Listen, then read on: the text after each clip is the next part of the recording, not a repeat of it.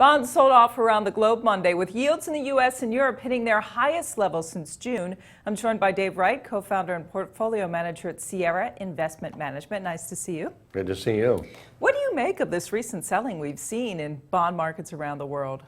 We've had a hunch that possibly we're finally near a bottom, a long-term bottom in bond yields. The U.S. 10-year Treasury, of course, is the fulcrum against which all other flavors of bonds measure themselves around the world. We use a trailing stop under every position in our tactical portfolios.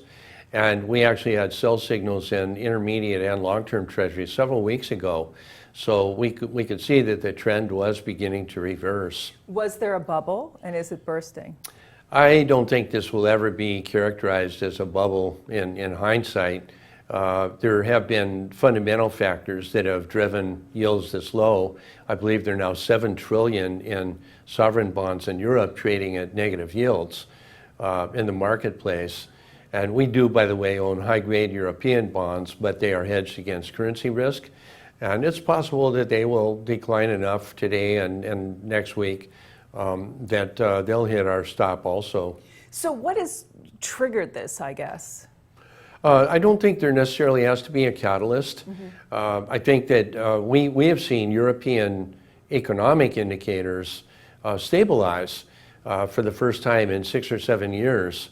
And across Europe, with only minor exceptions, the European economies, as indicated by the purchasing manager indices, have been pretty decent, pretty attractive, pretty favorable for the European economies. So I think that ultimately this is just showing a little bit of relaxation of fear. How do you start positioning the portfolio now? You mentioned that you put protection in place and you had some signals there. To what we don't yet know, we were talking a little bit before you and I started talking on camera. We've got a new administration coming in. Certainly, of course, the Fed might be making a move in December. So what investments are you looking at now for your fixed income investors? We've cut back on our massive allocations to munis recently, month by month. And that had been our largest position for a couple of years. And we're beginning to see even munis decline, they do march to a somewhat different drummer than treasuries. But we will be looking to risk-on assets more and more, particularly if Europe continues to stabilize and the markets there strengthen. We're seeing emerging markets attractive again in rising trends. We are allocated somewhat there. We have increased our allocations there in recent weeks. So we see some attractiveness there. Yield spreads appear to be so attractive, they indicate further upside. What about elsewhere in the U.S.? You mentioned munis. What about investment grade debt or government debt in the U.S.? Well, investment grade bonds, corporate bonds, will follow treasuries very closely. So if yields begin to make a sustained rise, and there have been 5 of those episodes in the last 21 years, meaning multi-month, multi-quarter rises in yields, then we could actually go inverse to the treasury bond by using instruments that rise when rates rise.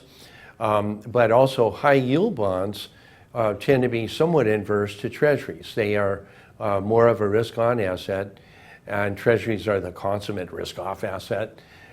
So we are significantly allocated to high yield. I'm going to say on the order of 7 to 10% in our global diversified portfolios. We could increase that, and we could increase preferreds. It's going to be an interesting couple of months, clearly, in the fixed income market. It certainly will. Dave Wright, good to see you again. Thank you so much. I'm Rhonda Schaffler for The Street.